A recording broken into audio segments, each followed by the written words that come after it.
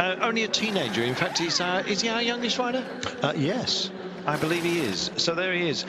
Mattia Tuscia in the 13 car. It's Kreiheimer that's got control of it at the moment. But what a responsibility for a youngster, especially, and what a chance, I guess, especially as, for the moment, at least provisionally, top 5.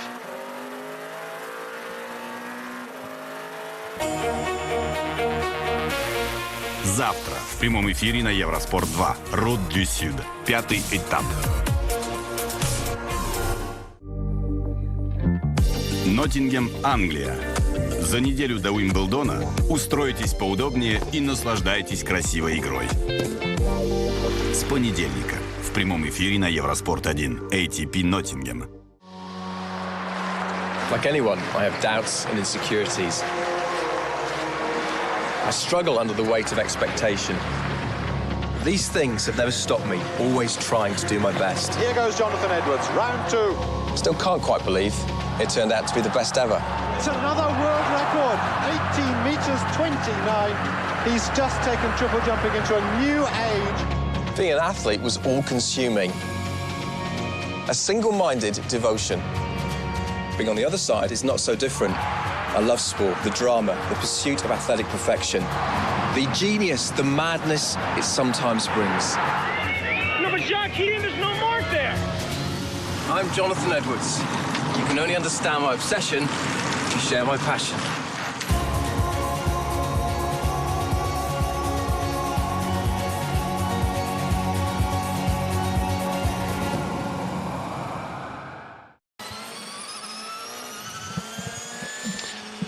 Welcome back, and excuse me, we also welcome back Chris Parsons. Chris, a lot of questions being asked of the Ford and the special dispensation it was given to actually take part in this Le Mans. It was essentially at the behest of all the other teams. They had to give their permission, which of course they were glad to do. Yeah, but some of them are regretting that now because they didn't think the Fords would be quite this dominant. Well, they're not dominant because Tony Verlander's out front at the moment, but they certainly have come on very quickly. As we said earlier, Jeremy and I saw them at Daytona in January, and they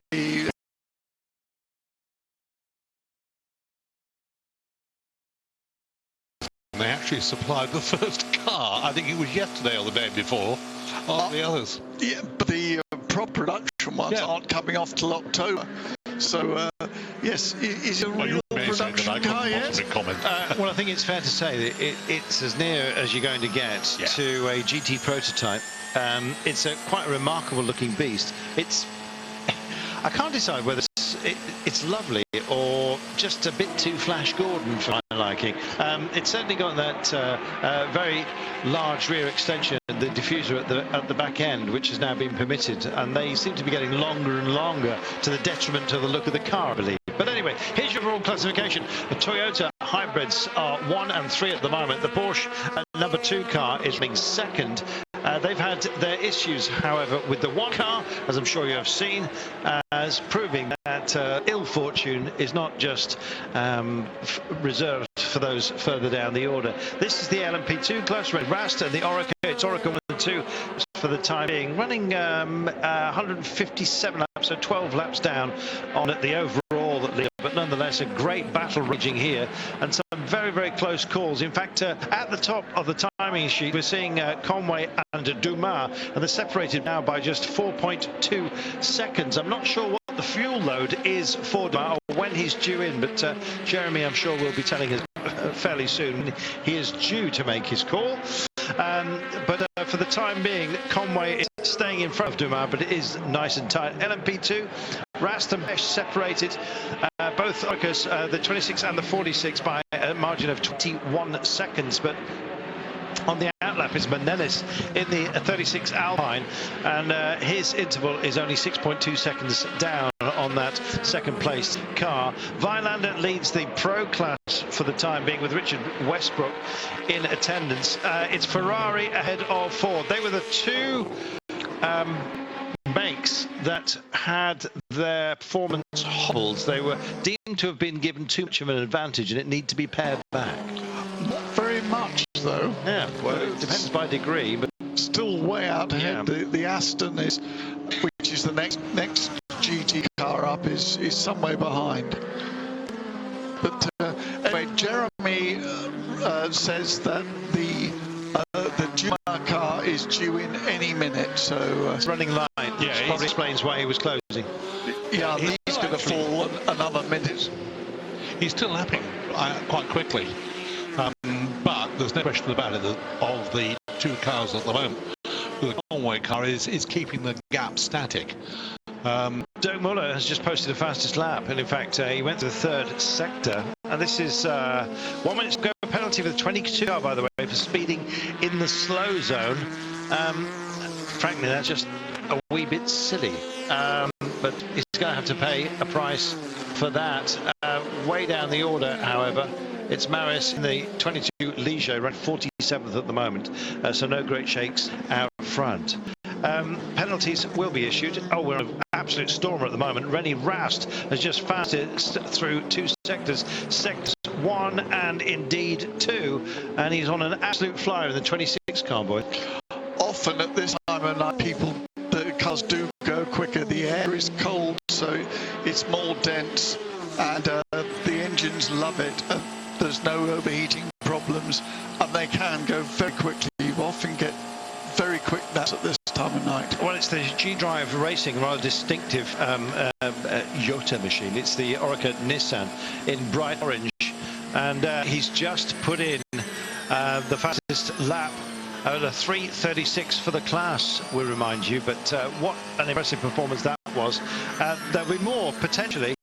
I'm not sure whether we're going to see the 3:21.445 of Kobayashi in that number 6 car beaten, but you never know the way things are going at the moment. It is, as you say, Chris, we often find the speeds ramp up at about this time. The air seems to suit the functioning of the vehicles absolutely perfectly. Yes, it's more dense, and the drivers really concentrate there. The headlights are fantastic. The lights around the circuit are good. They know exactly what to do. The circuit's rubbered in. The circuit hasn't been rubbered in much this week because of all the rain. So the circuit is now getting well rubbered in. Damien Faulkner gave us a lecture about that earlier, and the benefits of the circuit being rubbered in. So, yeah, good time to go quickly. Not going quickly. Mars Faster under investigation at the moment, or maybe pit stop under investigation for that car. The car 83 as well, likewise, is also being looked at for exactly the same reason. The 7 car came back in very quickly into its release. I'm not quite sure why. Find out for you in a moment. But the 2 car is on its mark. This is Dumas, who was closing, it seemed, on Conway, but light load, and here he is now for his service. So in the pits, let's see how smooth this is. It's interesting to see that the mechanics are now cleaning the numbers every time the cars come in, so they don't get hauled in by the clerk of the course. They've been extraordinarily strict today, and I'm actually wondering whether the light boards that have been supplied to the vehicles are actually a bad batch, because so many of them have failed today. It's a combination, I think, of things. I mean, let's face it, we did start under some very wet conditions this morning, and I think what happens is that you get dirt and everything else all over a car. Night time comes, there's bugs and everything else as well, and it just was, I think, one of those things. It is fairly warm out there. When the sun was out earlier on today, it was quite a lot warmer. It has gone colder now, however, and I think we are going to see some quick times now. Frankly, if the Porsche stands any chance at all, quite frankly, he has got to go for it. One way or the other, he has got to go very quickly over these few minutes. Now, if it's a question of range, the Porsches are managing 13 laps, or they were earlier on today. I don't know whether they've managed to extend that range, but 14 laps comfortably for Toyota. Audi managing 12, and that's being reflected at the moment. Yeah. So it all really comes down to reliability and hoping that no one goes off, and there are no offs, no gravel traps or whatever. But reliability, and Toyota look in a strong position. A 1 minute stop-go penalty has been imposed on the 22 car for speeding in the slow zone, and that's going to feel like an absolute age by the time they are on their marks and beginning to take it. I'm going complete dotty, and I don't think I am. I've just seen that one of the quicker laps that we've had for some time was actually not an Audi. It wasn't a Porsche. It wasn't even a Toyota. Well, tell us what it was. It's one of the cars that we are supposedly. It's the. I've lost it now on the ball. But no, it's a 336. It's a 336, which is a very reasonably very quick time. Is it Menezes? Is that who you're talking about? Well, Delis has actually just gone quicker than him. In fact, the times are getting faster and faster. Yeah. Kane at the moment in the 42 car is just fastest through 2 sectors. And so the pace of the vehicles is coming to us at the moment. It seems that the track, the oil problem that we had earlier on, it was oil dry, by the way. It looked like rain at some point with the oil dry being caught in the headlights. Wasn't a bit of it? But it's all been sent clear. Kane at the moment on an absolute stormer. Can he manage to land it through traffic?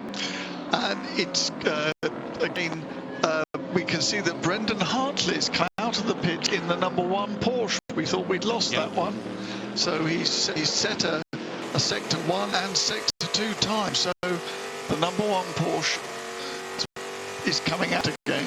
I'm still waiting for this Gibson 42 to come across the line and complete the 3rd sector. He's lit up the timing sheets, timing boards on 2 of them, and is clearly on mission. I'm just wondering, he can't possibly be pitting and not being called as far as I can get. 82 car on its marks just for the time being. Audi service for this Ferrari. Yellow zone 3, and in fact a much slower section for Kane, the sector 3 there. And I'm just wondering whether that has it. I hope it's not him. We'll find out in just a few moments' time. Yes, Jeremy showing me in the gravel. That's who this car, the 60 in the gravel. There we go. Brendan Hartley's set a 323, so and that is considerably quicker than most of the other hybrid cars are going at the moment. So that car seems to have got over its problems and is back on, although it is on lap 134, whereas the leader is on lap 172. So it's a long way down. Sorry, Chris. Richard Westbrook just exiting the pits in the 69 car. At least I think Richard's still on board. I don't think we saw a driver change there. 45 seconds in arrears, also on the outlap. Also after service is Malocelli. Terrific battle here, and Ferrari still with the bragging rights. The 82 car we saw in just a few moments ago, he's away. So is Briscoe. Also on the lead lap then, the car of Dirk Moore, the 68 car. So proper battle raging between that trio, and in fact not much of a margin separating all of them. And the Aston's only 1 lap back in front of both of the Chevys. So that Aston's doing very well. We're on board the Chevrolet of Milner, running in 5th place in class behind the Aston of Sorensen. Some glorious sounds here. I'm looking at the grandstands as well, largely empty, I must say.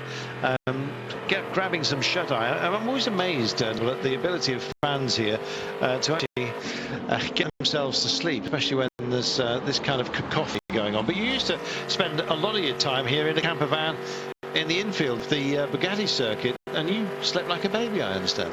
Well, I worked through the night then, but I could actually go to sleep while racing was on, sort of during the day, and I never had any problem with that.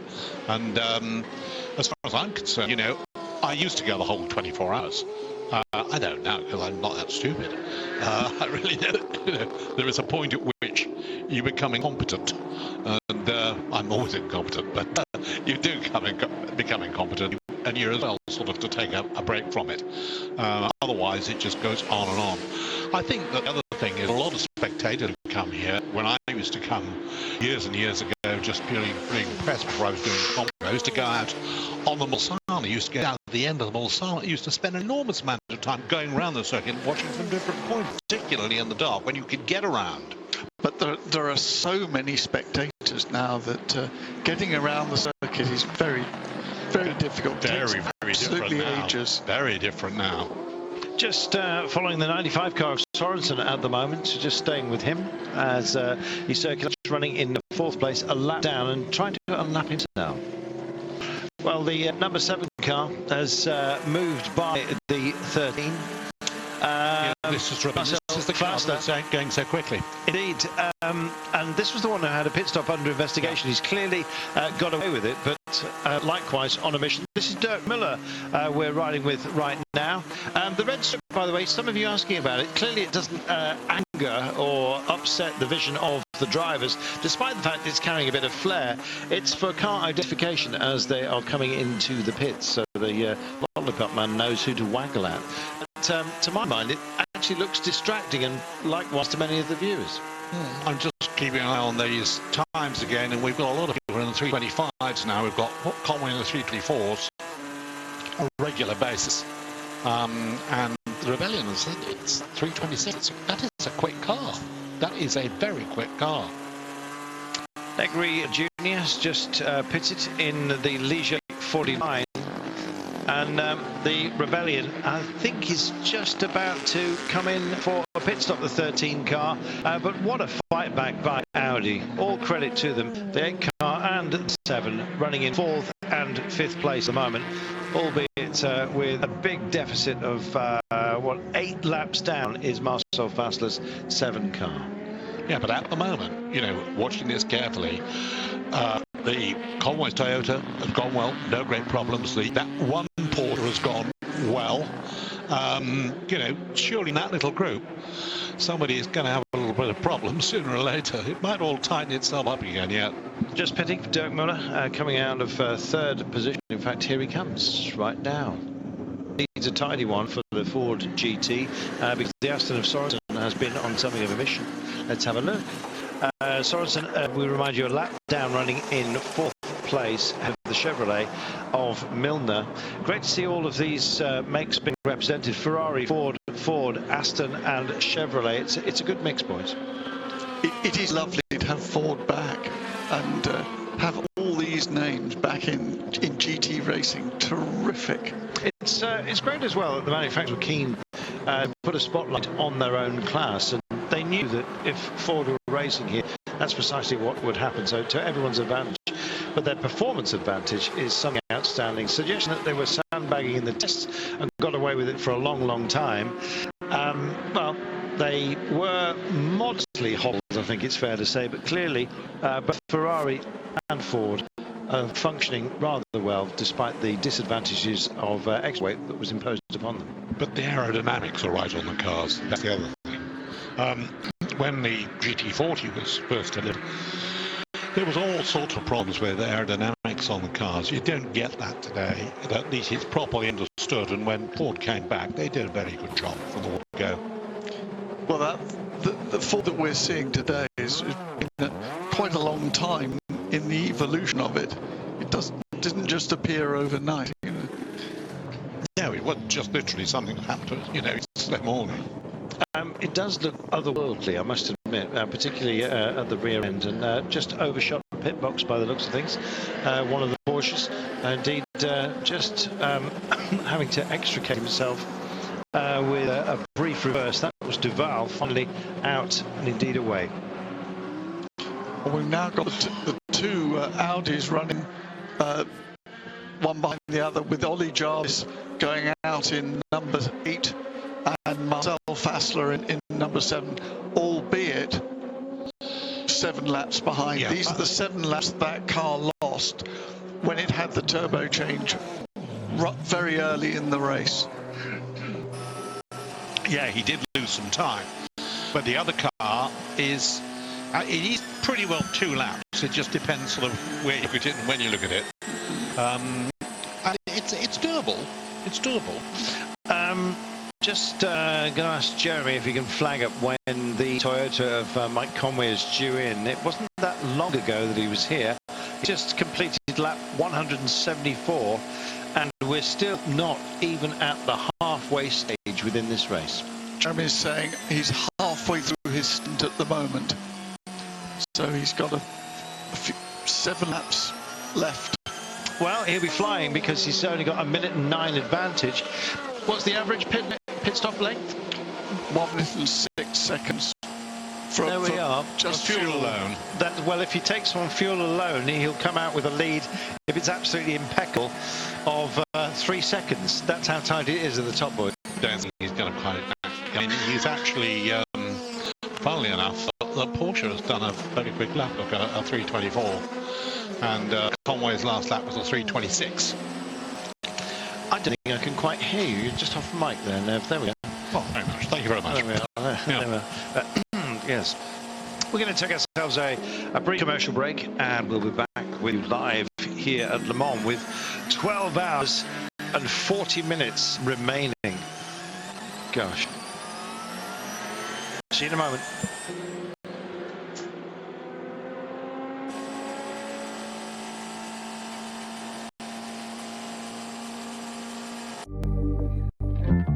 Ноттингем, Англия. За неделю до Уимблдона устройтесь поудобнее и наслаждайтесь красивой игрой. С понедельника в прямом эфире на Евроспорт 1 ATP Ноттингем. Я дорога. Настоящая легенда. Место для обыденного и выдающегося. Я ветер, солнце, дождь. Я декорация к Одиссее, красоте и страданиях. Я северный ад. Я беспощадная Гвадонга. Я гигант Прованса. Я получу свое.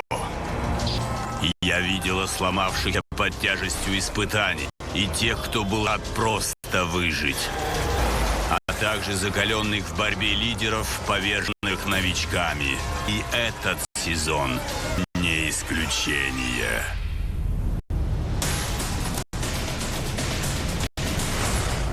Следите за монументальным велосезоном на Евроспорт. Welcome back. Just waiting for Mike Conway to pit with the Toyota. It's going to be possibly another 3 or 4 laps before he actually makes it back again. Dumas running in second place, still closing the gap, determined to take advantage. It's going to be very tight the way it's standing at the moment. 1:07 now is the gap. Dumas chasing on. Conway does need to pit. It'll be his 13th stop, incidentally. 13 already taken by the Porsche of Dumas. So the Toyota range clearly displaying itself. Looking further down the order, Audis, look at their pits, striking out those for problems for the 7 car. They've had 14 stops so far, with Ollie Jarvis on 14, 17 for the 7 car of Faster. Kramer in, I beg your pardon, that is, yeah, that's true. I'm just looking along the line. The Cryhammer here of Rebellion just dropping down into 6th place after that retrieval by Audi, which has been absolutely outstanding.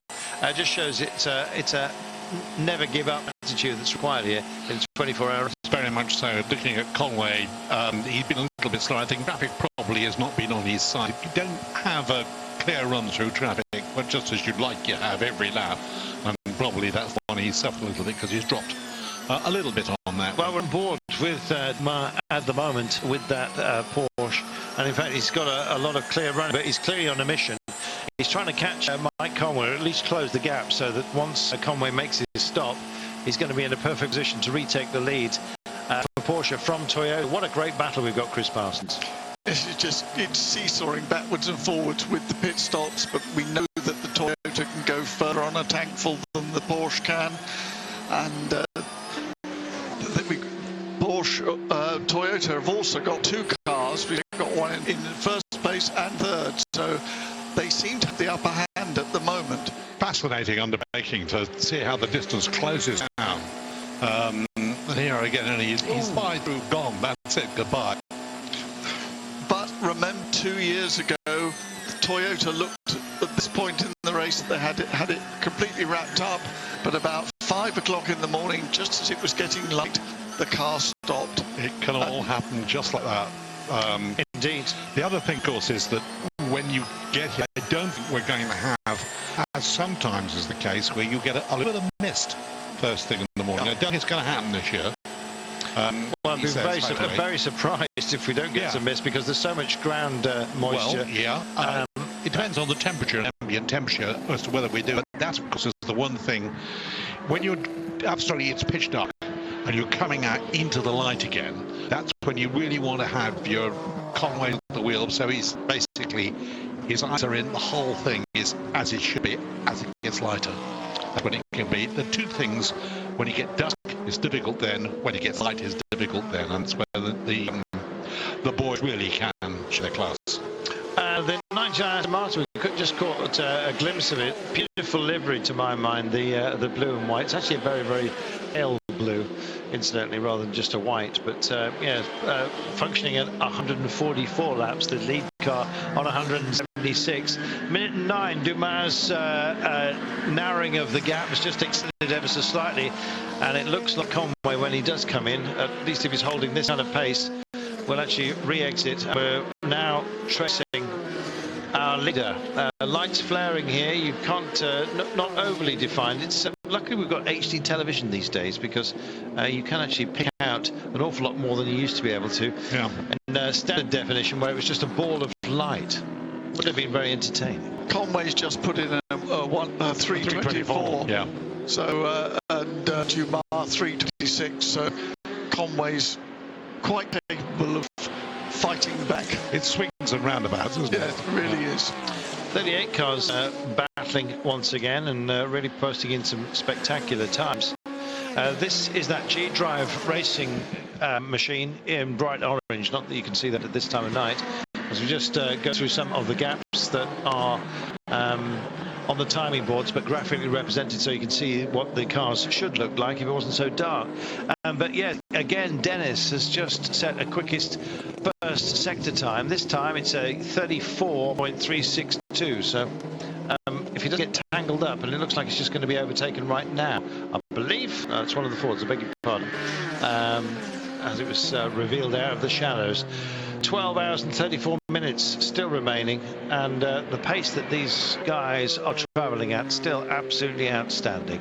Last lap was a 3:24 incidentally for Conway, and a 3:26 for Dumas, so just losing out a second and a half over the 13 and more kilometres that make up this great track. Look at the time, 13. Again, right on the pace. Everybody's sort of saying, oh, well, they can't really stay with the Porsches. They can't stay with the Audis. They can't stay with the Toyotas. It's making a very, very good job of it. It is, yeah. The Rebellions, they've got a board, as we mentioned it earlier, that they draw a line through of the hybrid cars in front of them. Unfortunately for them, they're out of the top 5 now, because Faster has managed to steer the number 7 hybrid out into 5th place. So Kryhammer is at the moment doing his level best to keep up, but it's almost a class of his own for the time being, the privateers. Not quite sure whether that's going to be equalised, but for the time being, not having a retrieval system. And remarkably, they are the fastest cars out here through the speed guns, because of the variation in the pace of the hybrid cars, drifting from 1,000 horsepower down 500. We saw perfectly as well on some of the kinks that we were experiencing around the track here. We mentioned it earlier on today, but it's very difficult for the LMP2 cars to actually judge the approach speed of the hybrid, because all of a sudden they can only have they lose the hybrid drive, the extra boost, and they're essentially running at about the same pace as the P2 cars. So if they don't get by, they kind of run alongside, and it causes a great deal of worry for just about everybody. And next year that's going to be even more so, because the LMP2 cars are going from 500 horsepower to 600 horsepower, so they're going to be that much quicker. G drives in. This is the 38 car. He really was on the attack, and that's because he was about to pit, set a fastest sector in 1, and is now here and being serviced. running in fourth place, Dennis incidentally, so trying to make up the gap, which stands at 2:52, but still running, just having a quick look now, he's 2 laps down on the class leader as we stand, 1 lap down plus some time. Here we are then, 92 car.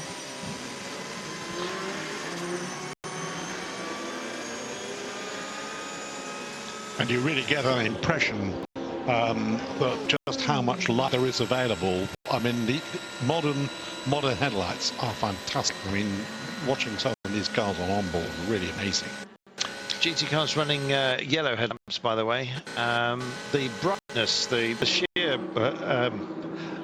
amount of looms that have been put out by the P1 cars is quite startling. I think potentially distracting, but I guess it lights the way for just about everybody. Well, you've got to take into account the amount of gain they've got on cameras at night, because that's also something that's...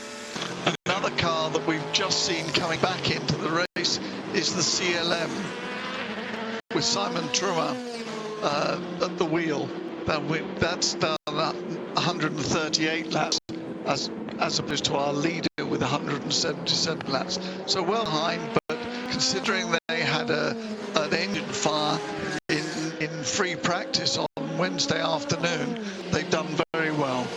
How's the 84 car going at the moment? I'm just trying to have a quick look, trying to pick out where it is. Running 36th, and in fact it is Christophe Tausso's on board at the moment. That remarkable car, which is it got the Special Garage 56 denomination for new technology, because it is switching between essentially an adapted car for Freddy Saucet and indeed the fully able-bodied drivers of Tausso and Bouvet. So great effort by them is being posted. Lovely onboard shots we've got here on board the 92, which is running way down the order, I'm afraid. And the Toyota and the Porsche in the 324, both of them. So there's certainly a huge effort being made here to try and maintain position. I'm just looking carefully to see where Buemi is. He's still on pace, but he's got a little way to go before, you know, you'll have 3 on the same lap. But it's a possibility. But a remarkable performance by the Audis have brought themselves back up. They're not yet within real striking distance, but they've gone extremely well. And it's Toyota, Porsche, Toyota. Then 2 Audis now running together. The 92 car, by the way, in the hands of Jörg Bergmeister, who is an extraordinarily handy driver. They've had a full season in IMSA, mixed results in both the United States and the World Endurance Championship, and mixed results here as well. But in that regard, they are not alone. The Ferrari of Malucelli is the leading brand in the GT class, and for the time being, at least breaking the hearts of Ford, but it's a tight battle nonetheless. Ford 2 and 3 at the moment, with Sorensen in the 24. Aston Martin running in 24th place overall, but 4th in class. Jeremy and I are keeping our eye on Sebastian Buemi. He did a very slow last lap at 33, but we wondered if there was a problem, but then suddenly bounced straight back with a 24, so presumably traffic or something. Traffic. If the traffic's kind to you, fine. If it's not, tough. The other thing that we were talking earlier on was about changing disc pads and changing calipers. One of the reasons why they changed calipers, it's as easy to change the calipers complete with discs as to change the... Well, the units are all made up. Exactly. They just swap that's why. But Sebastian Buemi Struggling. 92 Porsche.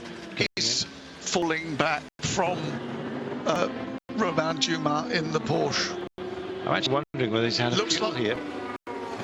Just trying to or has he got a flat tyre? The way it's cramming. I think he's got a problem with his front tyre on the, I was going to say, offside front tyre, because it is for us. Well, we're going to fuel him and then we'll see whether he comes in. Let's have a look. Do you know what? Engine that goes are not what you want. Just having a look to see where it is on track. And in fact, there we are. Cars using all of the tarmac, and some of it clearly with some degree of moisture there. Not quite sure what fluid is, but we've seen a couple of Porsches go, I'm afraid. Yeah, well, they're going to push it into the garage. Yeah. So I think that's going into the garage. Well, fueled and ready to go after that. No surprise there, but they've had their problems, haven't they? But they obviously, having refueled it, they obviously expect it to come back out again. So maybe it wasn't the engine, it was something else that was letting smoke out. Yeah, we're starting to fuel up even if there are some problems, but clearly it looks like they're checking for... they're checking front suspension. Yeah, just to see if all the tyres are where they need to be for the time being. Well, no great movement. They're going to stay put just for the time being. Dumas, incidentally, lap down. Just waiting for these times to reveal themselves. Half a second a lap quicker. Conway ahead of Dumas just for now. So the closing speed of Dumas starting to ebb just a little bit. There's the 82 car. Class leader Malucelli on board the Ferrari. We'll pick him up right now. The gap from Malucelli to Briscoe, we'll get it as the timing screens refresh after that crossing of the line, but Malucelli in a happy place at the moment. This is great news for Ferrari.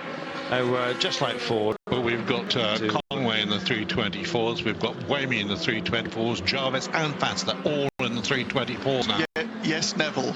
But then look right down the bottom in 50th place. Yes. And Brendan Hartley is doing 22s. Yeah. In Porsche #1. So there's nothing wrong with that car now. Not now, no. It's got a mountain to climb, however, and just even more than Audi had at the beginning of this race, but with still more than half the race to be completed. In fact, in 25 minutes' time, just a little bit less than that, we'll only be at the halfway mark of this great race. Yeah, he's got a fair bit of time to make up, but he get himself into the probably in the teens, I'd say. Here's Faster, just coming onto his marks. Had door problems earlier on, incidentally. Here we are. And also with the 5 car, also in Buemi.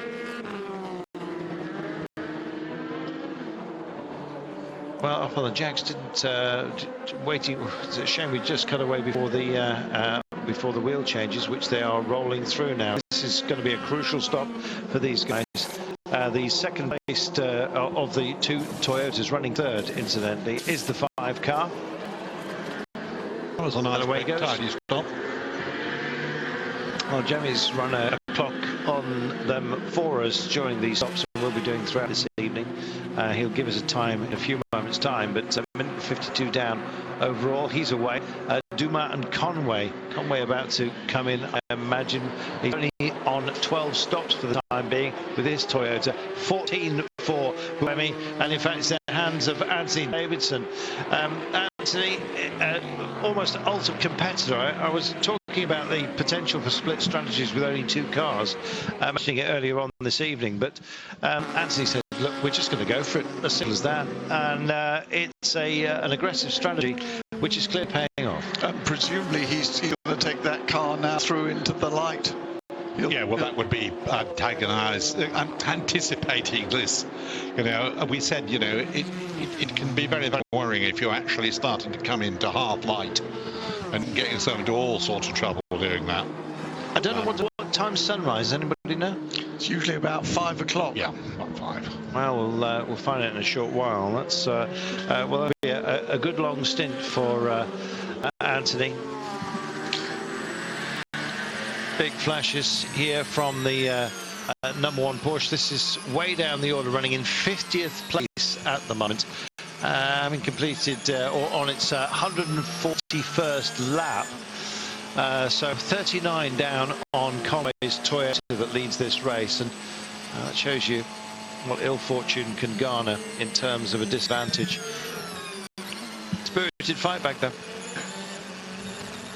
We're going to take ourselves a commercial break. We'll be back with more live here at Le Mans after this.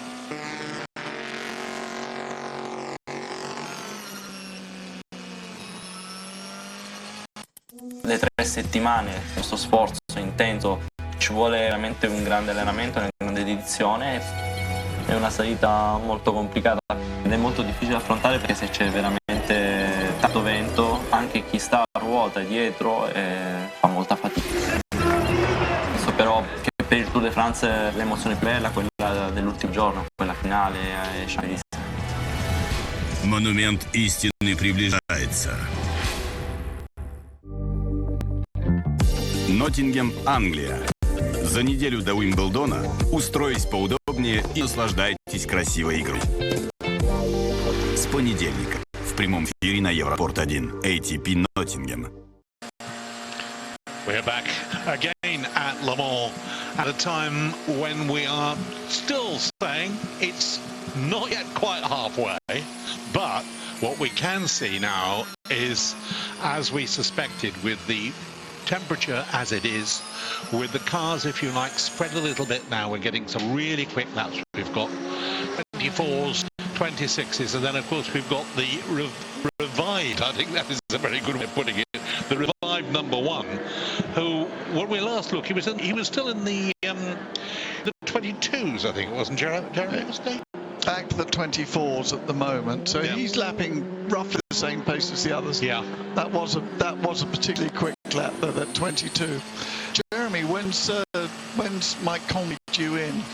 Mike Conway is due in next time around, I would suggest. Yeah, I think next lap. Yeah, this will be his last lap. I would think he's on it now. And he's lapping very consistently, as you suggested, in the 24 last 4 laps have been within the same second, which is pretty difficult to do when you're working your way through the traffic all the time. But Mike Conway once again has done an excellent stint. He is now brings that car onto pit lane. This is 181 laps completed then by our race leader, and I think he's going to be able to rejoin without losing the lead. Is he going to make a? Is he going to stay in, or is he going to get out though? He's done a triple stint at the wheel of this car. Took over behind the wheel at just before midnight. And he's now done therefore 2 hours and 40 minutes.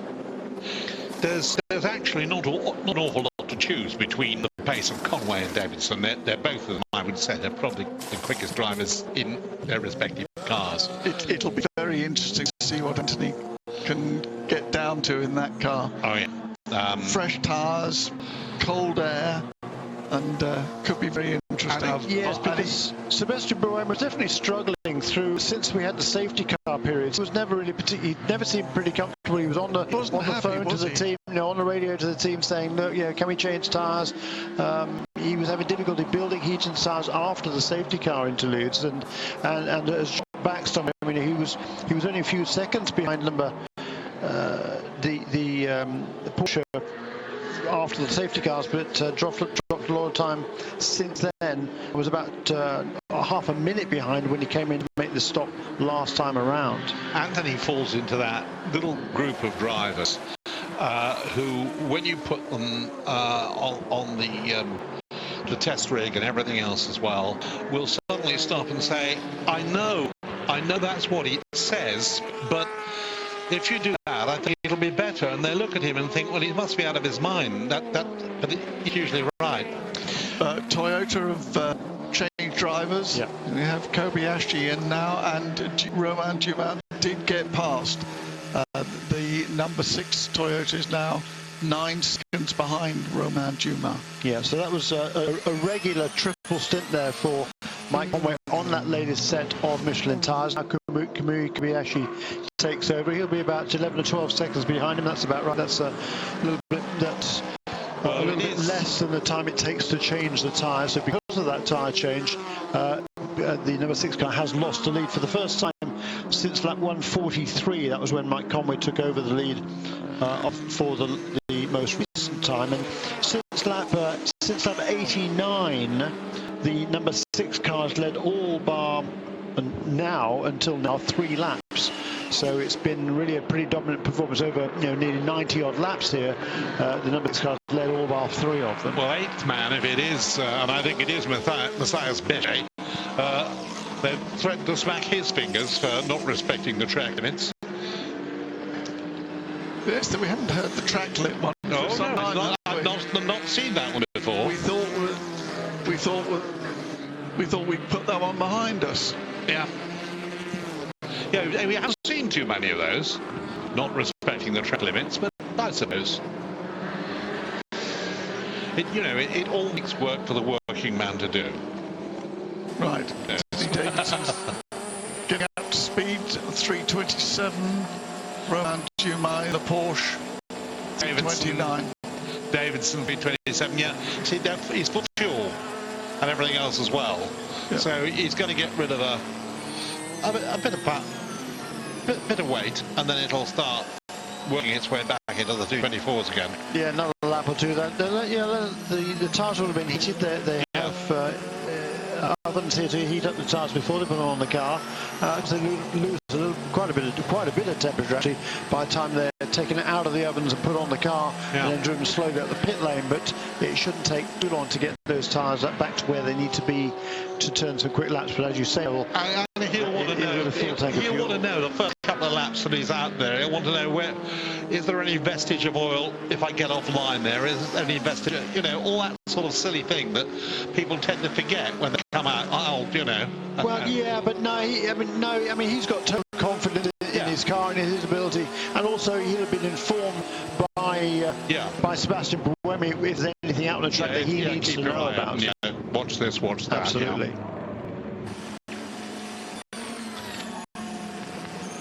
The other thing I haven't looked at is the respective size of these guys, and you probably would be able. I mean, I know, for example, that Davidson is not exactly the biggest guy in the world, and the same applies to Conway, but Conway is a little bit bigger than Davidson.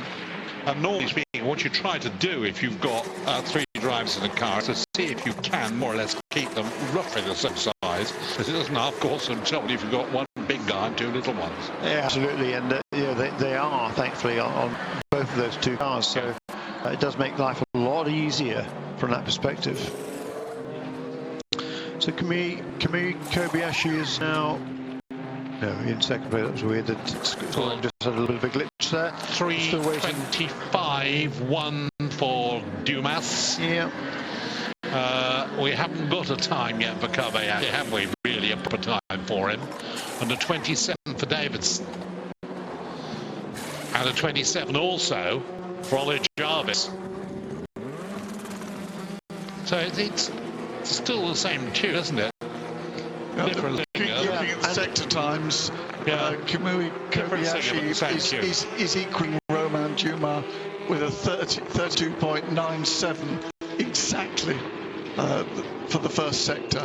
And with that pit stop for the race leader last time around, that has put the number 8 car, Oliver Jarvis, now back to just 1 lap down. He had been lapped a second time when he came into the pits last time. That was on lap 172, but he's now back just 1 lap down with that stop by the leaders. But then again, number 8 car is going to be on pit lane in probably 3 more laps, so that will put him back to 2 laps off the pace. And that will be roughly the half-distance lap. I mean, don't forget, folks, we've 12 hours and 13 minutes. So it's not yet quite halfway, and we've had some excitement, we've had some changes. Now, that was, I saw very briefly there a shot of Chris Hoy. Has he got over his problems that he had earlier on while I was off there? I know he went off somewhere, or the car went off somewhere or other. The Chris Hoy car. Yes, I'm just trying. Yeah, Pizzatola had an off the birthday. But it's okay now? Apparently so. Good. And we're seeing that there's a drive-through penalty for the Tracy Crone car for starting the engine while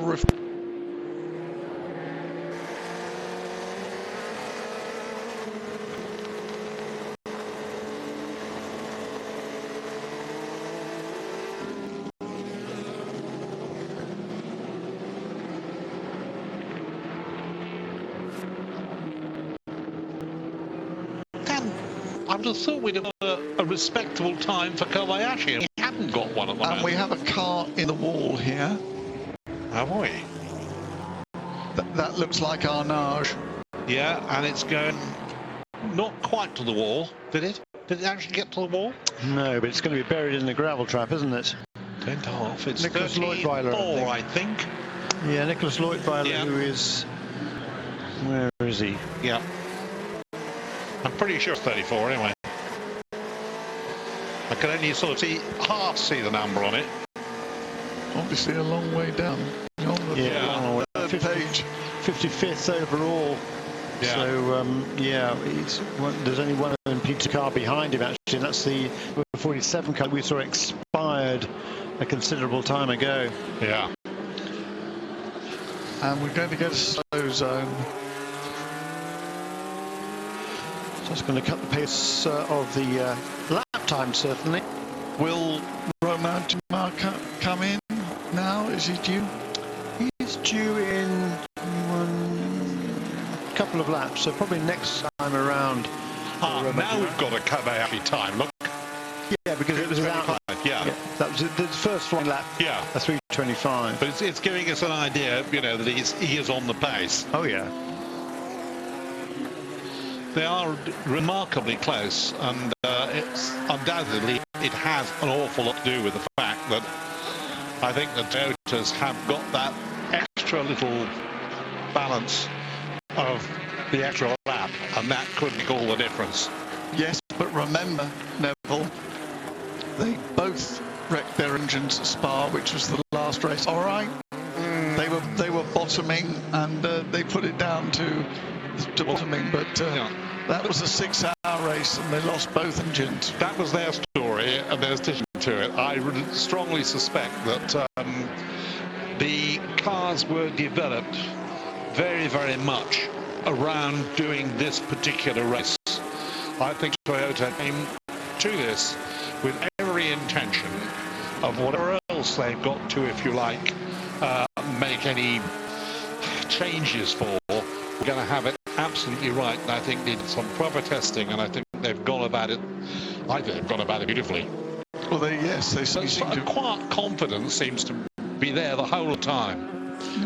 Yeah, I was talking to Brad Kettler, who's of course worked with the Audi team for many, many years, based in North America, worked with the champion team, has worked on that on the cars leading again for many, many years. Unfortunately, he can't be here this year, Brad Kettler, because he had a road accident a couple of months ago now where he broke his sternum, which wasn't very pleasant. I saw him at Detroit a couple of weeks ago, and he was telling me there how the Audi team had definitely got the Toyota on their radar screen.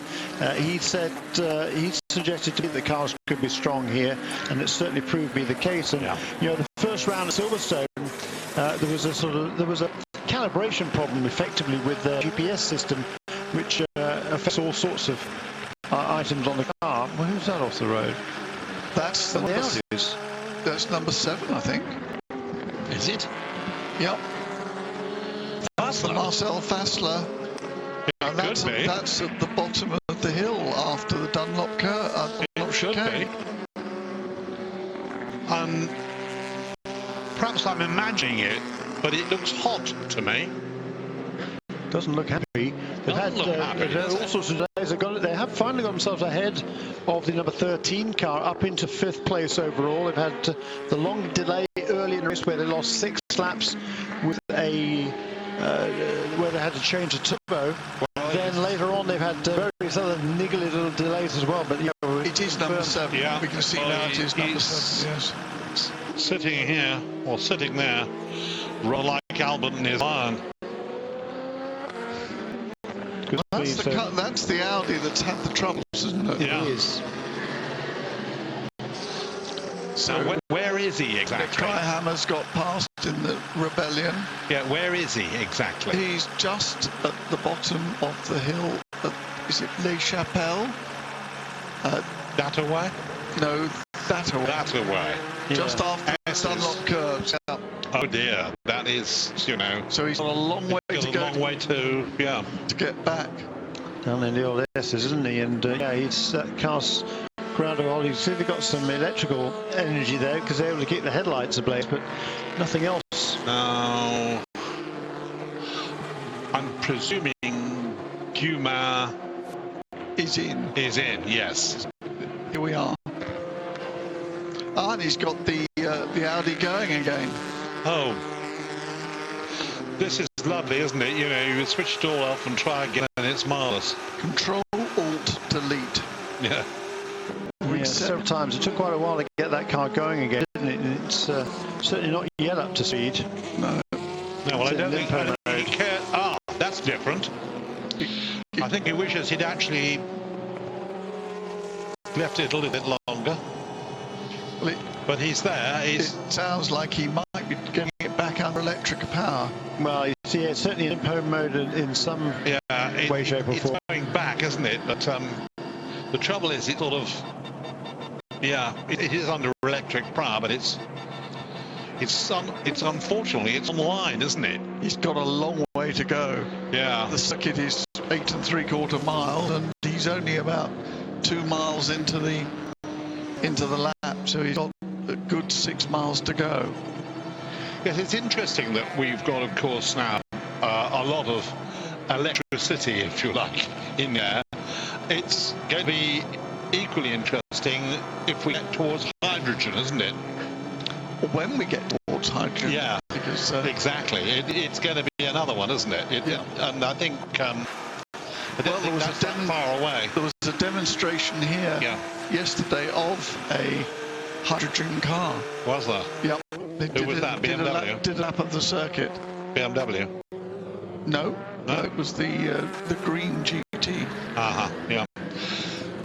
It's interesting also that there's this development that has been going on between Toyota and BMW, and one of the things that they're doing next year is going to give you a much larger range. And funnily enough, coming up over to the mall, I followed my first 2 wholly electric cars. The American cars, the Teslas. One, I sat with him on the M25, bowling along quite nicely at 60 to 70 miles an hour, indicated, of course. And then there was another one, the car park. Beautiful looking car. Yes, well, I've been to Norway a couple of times recently, and Teslas are very popular over there. They are. Lots of them. Yeah. I was very impressed. Oh, it's going to happen. It's going to happen. There's no doubt about it. And Volkswagen have announced that they're going a lot more electric cars. Yeah, it's all changing. And now we're putting them all away for 5 minutes as well. And Audi preparing. They're preparing for the excitement, and it's still coming, but it's taking some time. It's going to mean that just trying to work out where he is, and it's difficult in the dark, isn't it? You can easily, in daylight, you sort of somehow can pick it out, but here he is crawling home. Meanwhile, I don't think he's very far away from us at the moment. No, I think that's still on the straight, Neville. Do you? I think that's still. You think he's actually still on the Mossad? Yes. Well, he is struggling then, and he's going to struggle some more. There's a Frederick Sarthe being lifted again into the Garage 56 entry. Car number 84, still running in 38th place overall. Christoph Manso has just done a pretty lengthy stint at the wheel of that Morgan Nissan. And it'll be Frederick Sarthe once again who takes over. Up the inside of that, very nicely, thank you very much. And the LMP2 leader, Menendez, in the Alpine is 4 laps behind Marcel Fassler, so I think he's going to take 6th place. We just have to wait and see what's wrong with this car. It's still limping back. It's still very much off the pace. Now, is that headed towards? It's still on all sides, isn't it? Is it? I think so. Where are we? No, it's not. Yeah, you're right. So it took the first sector there. It took over 3 minutes instead of 30 seconds. So and he still hasn't got through sector 2 that's yet. Exactly right. Yeah, well, we're going to leave you for a few moments. By the time we come back, so should he.